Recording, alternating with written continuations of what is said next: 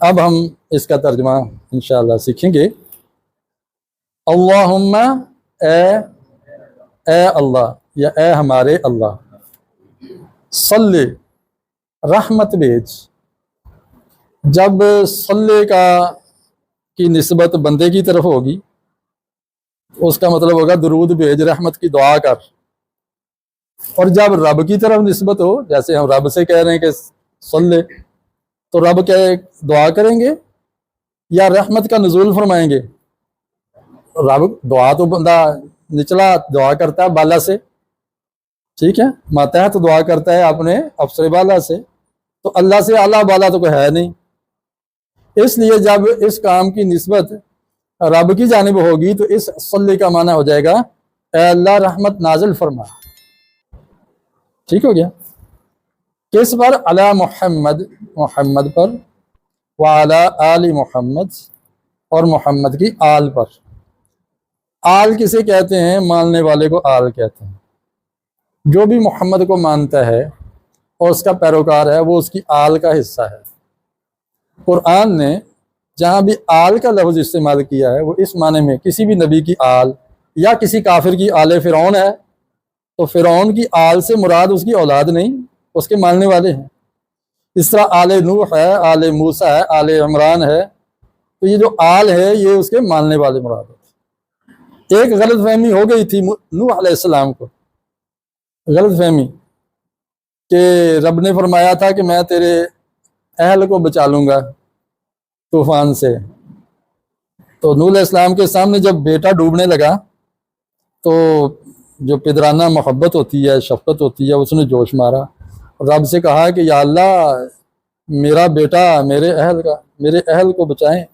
رب نے فرمایا کہ بھئی یہ تیرا اہل ہے ہی نہیں، انہ لیس من اہلک، یہ تیرا اہل ہے ہی نہیں۔ ٹھیک ہے خونی رشتہ ہے لیکن تجھے مانتے ہی کب ہے یہ؟ تو آپ کے تو آل اور اہل وہ ہیں جو آپ کو ماننے والے ہیں۔ تو اور جب نوح علیہ السلام نے کہا ان وعدک الحق، تیرا وعدہ سچا ہے، آپ نے کہا تھا اہل کو بچا لوں گا تو میرے بچاؤ نا، میرے سامنے میرا بیٹا غرق ہو رہا ہے۔ تو رب نے اصلاح فرمائی کہ نہیں بھائی یہ آپ کا اہل نہیں ہے، اہل وہ ہیں جو آپ کو مانیں، تو وہ آپ نے کشتی میں بٹھا لیے ہیں، اس کو ڈوبنے دو۔ تو وہ کفر پر ہی اڑا رہا۔ تو آل کا مفہوم آ گیا سامنے۔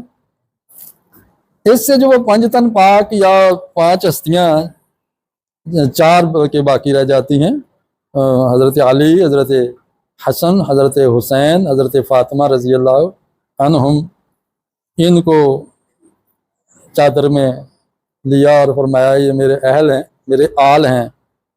تو حضرت عائشہ رضی اللہ تعالیٰ عنہ غالباً دروازے میں تھیں یا کوئی آپ کی دوسری زوجہ تھیں، تو کہنے لگی یا رسول اللہ ہم بھی آپ کے آل میں ہیں یا نہیں؟ فرمایا ہاں آپ بھی میرے آل میں سے ہیں۔ یہ روایت تو میں نے پڑھی۔ تو آپ علیہ السلام کی آل میں میں اور آپ بھی شامل ہیں۔ تو وعلی آل محمد، اور آل محمد پر بھی رحمت نازل فرمایا۔ جی اگر ہم اصطلاح لے لیں، اصطلاح تو اصطلاحات تو کئی استعمال ہوئی ہیں، امت ہے اور مسلم ہے، مومن ہے، ملت ہے، اور اسی طرح آل ہے، تو اصطلاحات کئی استعمال ہوئی ہیں۔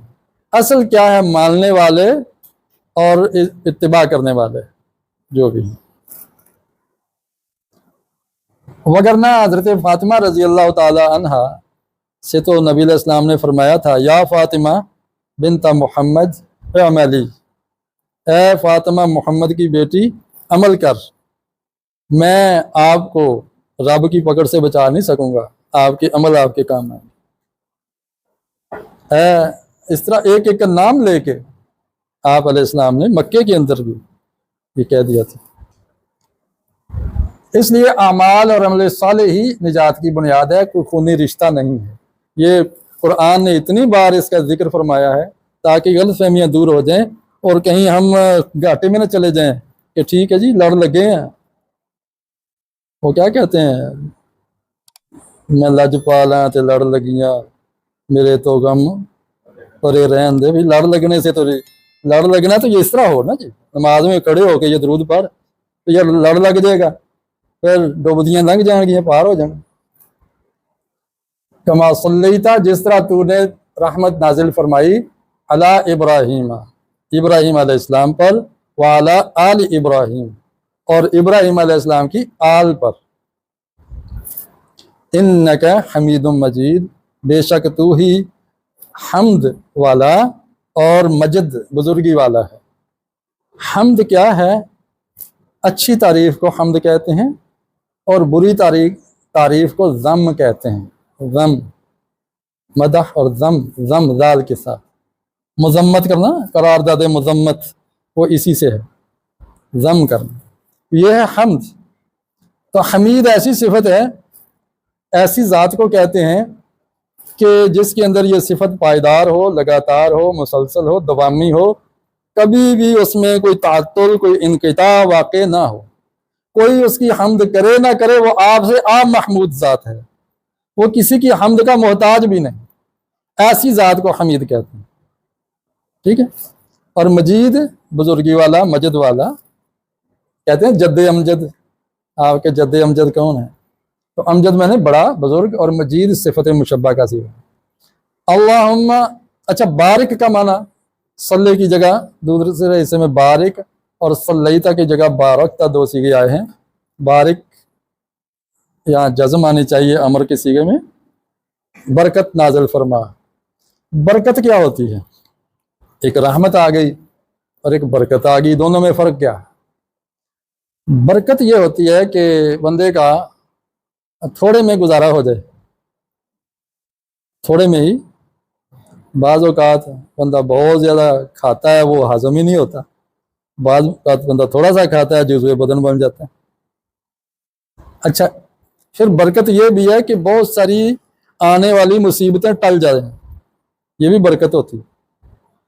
اب دیکھا میں ایک آدمی سے شیئر کر رہا تھا، میری تنخواہ اس وقت 5,000 تھی اور اس کی 50,000 تھی، عزیز تھا میرا، ہم عمر تھے ہم، تو وہ تھا ایکسچینج میں، کیا اس کا نام ہوتا ہے؟ ہاں جی، یہ سٹاک ایکسچینج۔ اب سٹاک ایکسچینج میں اچھی وجہ تھی اس میں کوئی مندی پڑ گئی تو اس کے 5,000 کم ہو گئے، 50 سے 45 پہ آ گئے، تو بڑا پریشان، کہتا ہے یار میں بچے کی فیس کیسے ادا کروں گا، مکان کا کرایہ کیسے دوں گا؟ تو میرا معاملہ بڑا خراب ہو گیا ہے، پریشان ہوں۔ میں نے کہا اللہ کا شکر ہے، میں 5,000 میں، میری بڑی فیملی ہے، گزارا ہو رہا ہے، ٹھیک ہے، اللہ کا شکر۔ اچھا، بعض اوقات ہم پتہ کیا کرتے ہیں، ہم پیسہ جوڑتے ہیں کہ یہ مشکل میں کام آئے گا۔ اس کا کیا مطلب ہے؟ کہ ہم مشکل کے انتظار میں ہوتے ہیں، مشکل رب سے مانگ رہے ہوتے ہیں، جی۔ تو بھائی آپ یہ کیوں نہیں کہتے یا اللہ مشکل آئے ہی نہیں، اور ہم وہ جو بچا ہوا ہے وہ اگر خرچ کر دیں گے خدا میں، تو صدقہ دافع بلا ہے۔ داؤ مرداکم بالصدقہ، حدیث ہے کہ اپنی بیماروں کا علاج، اپنے بیماروں کا علاج صدقے سے کرو۔ تو ہم ڈاکٹروں کو بھاری بھرکم فیسیں دیتے ہیں، صدقہ کر دیں تو اللہ تعالیٰ مصیبت ہی ٹال دے گا۔ تو برکت کا مطلب یہ بھی ہوتا ہے کہ مصیبتیں ٹل جانا اور تھوڑے میں گزارا ہو جانا، اور وہ طمانینت، وہ سکون، وہ روحانیت، وہ ساری چیزیں مل جاتی ہیں۔ فیملی ممبرز بھی ساتھ دینے لگ جاتے ہیں، غلط سلط اولاد اور اہل خانہ کے مطالبات بھی نہیں ہوتے کہ بندہ ٹینشن میں نیند ہی نہ کر سکے۔ تو یہ ساری برکت ہے، وہ ماحول بن جاتا ہے۔ تو یہ برکت مانگ رہے ہیں ہم محمد صلی اللہ علیہ وسلم کے لیے کہ اللہ محمد پر برکت نازل فرما، اور آل ابراہیم علیہ السلام پر اور اس کی آل پر بھی برکت نصیب فرما۔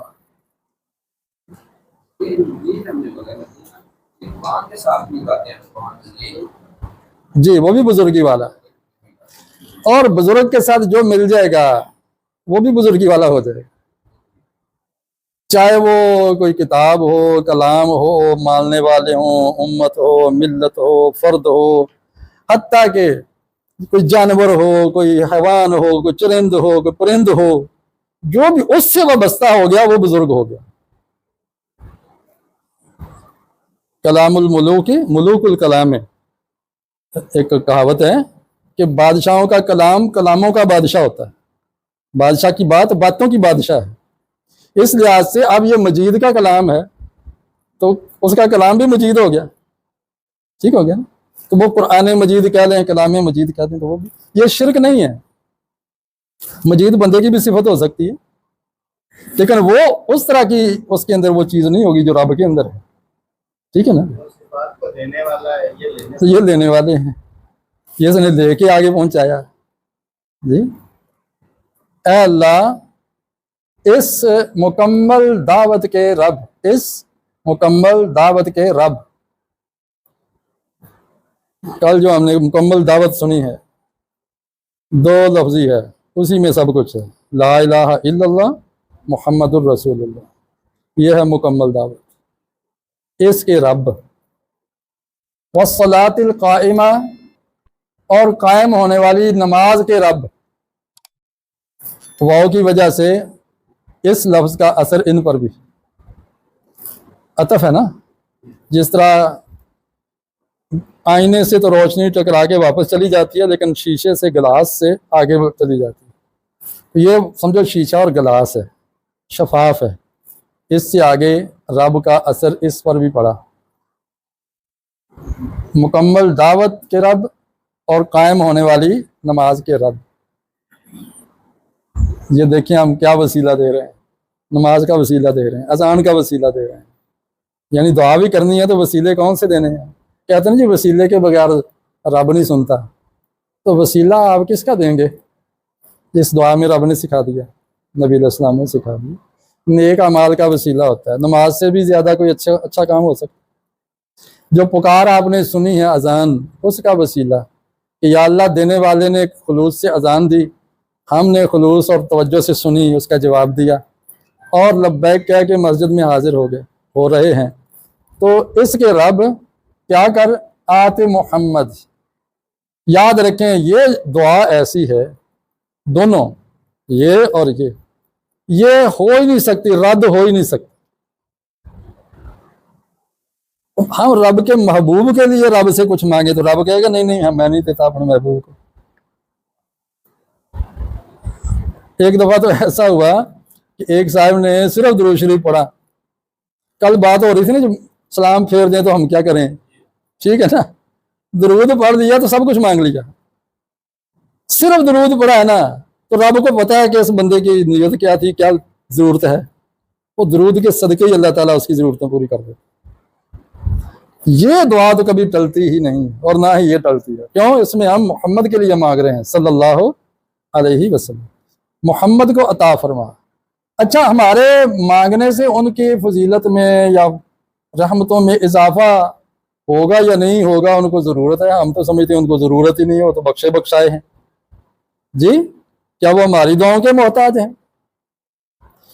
یہ دعا کر کے دراصل ہم اپنی احتیاج پوری کر رہے ہوتے ہیں، اس کیٹیگری میں ہم اپنے آپ کو لا رہے ہیں کہ اس کے صدقے اللہ تعالیٰ ہماری حاجتیں بھی پوری کر دے، تو عطا فرما دے دے محمد کو الوسیلہ، وسیلہ ایک مقام ہے، نبی علیہ السلام کو یہ اعزاز ملے گا، مختلف ڈگریاں ہوتی ہیں نا جی، یہ رینک ہیں مختلف، تو یہ جنت میں رینک ہیں، ایک یہ رینک ہے اور ایک یہ رینک ہے اور ایک یہ رینک، یہ 3 رینک ہیں، وسیلہ بھی عطا فرما، فضیلہ بھی عطا فرما، اور اس کو اٹھا اس مقام پر جو محمود ہے، حمید، محمود، محمد ایک ہی روٹ ورڈ ہے، یعنی جس کی تعریف کی گئی ہے جس مقام کی، وہ مقام نبی کو وہ عرش کے قریب سجدہ ہے، جو نبی علیہ السلام پڑھیں گے سجدے میں امت کے لیے مانگیں گے تو اللہ فرمائے گا سل توتا،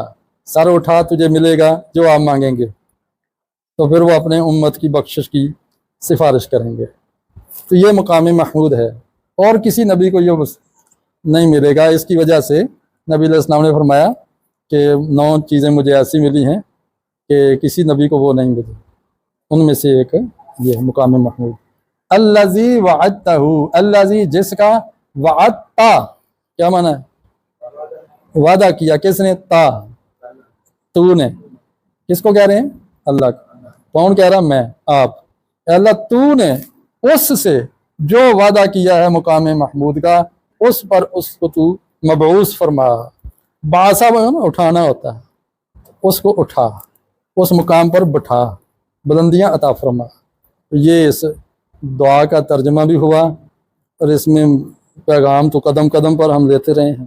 کچھ جی میرا خیال کہ اذان کے پرپس سے ہم اللہ اکبر اللہ اکبر کہتے ہیں، اللہ تو پہلے ہی بڑا ہے، اور پھر وہ ہیوی سمجھ اس کا تو ہمارے چلیں آپ صلی اللہ علیہ وسلم تو انسان ہے، جی جی ضرورت ہو بھی سکتی ہے، جی جی تو وہ تو ہے ہی بڑا، تو پھر وہ تکبیر رب یا اس کا کیا کنسپٹ تصویر؟ آپ کا سوال ہے کہ اللہ اکبر، اللہ تو پہلے ہی بڑا ہے، تو ہمارے اس ذکر کرنے کا، اعلان کرنے کا رب کو کیا فائدہ ہے؟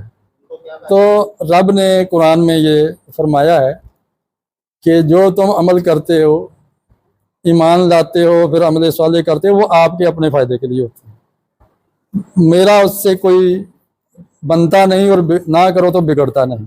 ایک حدیث قدسی ہے، رسول اکرم صلی اللہ علیہ وسلم نے فرمایا کہ اللہ تعالیٰ نے فرمایا کہ لو ان انسکم و جنکم، بلکہ ایک الفاظ اور ہیں کہ اگر تم میں سے کوئی بندہ، بلکہ سارے انسان، جن، اگلے پچھلے، چھوٹے بڑے، مرد عورت، ساری کیٹیگری جتنی ہو سکتی، کوئی پیچھے رہ نہیں گیا، وہ سارے وہ ایک فاسق اور فاجر کے دل کی طرح ہو جائیں تو میری سلطنت میں کوئی کمی نہیں آئے گی۔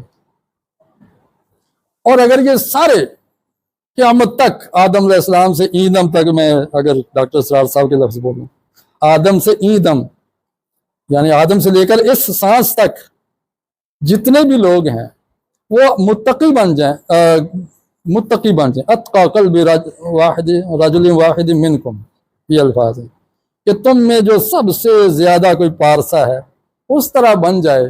ساری کائنات کا ذرہ تو ہے ہی، انسانوں اور جنوں کی بات ہو رہی ہے، کیونکہ سرکشی تو ان میں ہے، باقی کسی اور فرد میں، کسی مخلوق میں سرکشی نہیں ہے، ساری مخلوق اللہ کی بندگی میں لگی ہوئی ہے دن رات، صرف انسان اور جن ہے جو بھٹک رہا ہے۔ اگر وہ سارے کے سارے متقی بن جائیں تو رب کی سلطنت میں ذرا برابری بھی اضافہ نہیں ہوتا۔ پھر یہ اللہ اکبر کیوں کہتے ہیں؟ یہ ہم اپنے درجے بلند کرتے ہیں، ہم اپنے آپ کو، جیسے فرشتے ڈائری پیش کرتے ہیں نا کہ یا اللہ کچھ بندے تیرا نام لے رہے تھے، ہماری ڈائری روزانہ جاتی ہے نا جی، یا اللہ کچھ بندے صرف تیری خاطر، اور کوئی وجہ ہی نہیں تھی، تیرا کلام سیکھنے کے لیے، تیرے نام کو یاد کرنے کے لیے بیٹھے تھے، اور کوئی وجہ ہی نہیں تھی، نہ وہاں کوئی چائے کی چسکی، نہ وہاں کوئی وظیفہ سکالر، نہ کچھ۔ اگر آپ دیکھتے ہیں کہ اگر ہم اللہ اکبر کہہ رہے ہیں وہ پہلے ہی بڑھ رہا ہے، سمجھ ہے جی، اور میں اللہ اکبر کہے جا رہا ہوں، میری زندگی میں اللہ اکبر ہے ہی نہیں، جی جی، میں کس کی بات کر رہا ہوں؟ تو میں کہہ تو اللہ اکبر رہا ہوں، لیکن میں نہ اللہ کا بندہ ہوں، سبحان اللہ، سبحان نہ میری زندگی میں اس کی کوئی تدبیر ہے، نہ میں چاہتا ہوں کہ وہ بڑا ہو، تو پھر کیا ہے اللہ اکبر؟ اللہ اکبر، کیا بات آپ نے فرما دی ہے۔ یہ میرا درس ہے یوٹیوب پہ، اس پہ نماز اور سیاست میں، اس ٹاپک پہ، اس میں اللہ اکبر جب آپ کہتے ہیں، میں کہتا ہوں، اس کا مطلب ہے میں جس کیفیت میں اس وقت ہوں، چاہے میں جرنال کی چھڑی پکڑ کے بیٹھا ہوا ہوں، چاہے میں جج کا ہتھوڑا پکڑ کے بیٹھا ہوا ہوں لکڑی کا، چاہے میں انسپیکٹر کا پسٹل لے کے بیٹھا ہوا ہوں، چاہے میں استاذ کی کرسی پر بیٹھا ہوا ہوں، چاہے میں دکان کی سیٹ پہ بیٹھے ہاتھ میں کینچی لے کے بیٹھا ہوا ہوں، جس کیفیت میں بھی ہوں، جب یہ اللہ اکبر ہو جائے تو وہ کوئی چیز بڑی نہیں ہے، صرف ایک رب کی پکار بڑی۔ نہ کھیل کا میدان بیٹ بلا بڑا ہے، کہتے ہیں یار آخری گیند ہے جی، آخری اوور ہے جی، کوئی بات نہیں جی، آج بعد میں پڑھ لیں گے، ہاں جی، اوکھا گیا۔ اس وقت یہ اعلان ہوتا ہے کہ یہ بڑا نہیں ہے، عہدہ، منصب، تنخواہ، سیلری، پابندی، یہ کوئی بڑی نہیں ہے، اللہ بڑا ہے۔ اگر ہم اذان سن کر، سمجھ کر، پھر اس کو ترجیح نہ دیں تو اس کا مطلب ہے ہم دل سے نہیں کہہ رہے، دماغ سے نہیں کہہ رہے، بس ایک رسم ہے وہ ادا ہو رہی ہے، اور یہ ہم رسم ہی کر رہے ہیں۔ لیکن اس کو یہ مایوس ہو کے چھوڑ نہ دینا کہ یار فائدہ کیا۔ میں ایک دفعہ جوتے کا فن سیکھ رہا تھا گجرانوالہ میں، الحمدللہ سیکھا بھی، کیا بھی۔ کہتے ہیں کمال کفش دوزی علم افلاطون سے بہتر ہے، تو کفش دوزی بھی سیکھی، الحمدللہ کی بھی۔ تو وہاں ایک صاحب آئے تھے وہ شرابی آدمی تھا، بلا گجر اسے کہتے تھے، اس نے یہ کنسیپٹ کیا یار ہمارے مولوی تو پتہ نہیں کس دنیا میں ہوتے ہیں، قوالیوں میں بھی یہ کہا جاتا ہے نا کہ یہ تو ان کی تو نماز ہی نہیں ہے، یہ تو حضوری ان کو حاصل ہی نہیں ہے، تو ان کے پیچھے نماز پڑھنے کا فائدہ، ان کی نہیں ہوتی تو ہماری کہاں ہوتی۔ اس وجہ سے وہ بے نماز تھا، اس وجہ سے وہ بے نماز ہے کہ کسی کی کوئی پڑھانے والا حاضر ہوتا ہی نہیں ہے نماز میں دل و دماغ کے ساتھ۔ تو یہ بھی ایک انتہا ہے، اس سے بھی ہم نکلیں۔ کوئی پتہ نہیں، میرا وضو کر کے جانا ہی رب کو پسند آ جائے۔ اچھا میں اگر 700 تسبیحات کر رہا ہوں، اللہ کا نام لے رہا ہوں، کوئی پتہ نہیں کون سا کلمہ اللہ کو پسند آ جائے اور میری بخشش کا ذریعہ بن جائے، کون سا بول وہ ٹک لگ جائے۔ مارتے نا تکے جوا کھیلتے ہوئے، تکے ہی ہوتے ہیں نا جی، گھماتے ہیں پتہ نہیں جہاں سوئی ٹیکی جائے۔ تو ہمیں رب سے تو ایک رحمت کی امید رکھنی چاہیے جی۔ ہاں تکے لگاتے ہیں نا تو نکل جاتے ہیں، تو یہ تکا لگ جائے ہمارا۔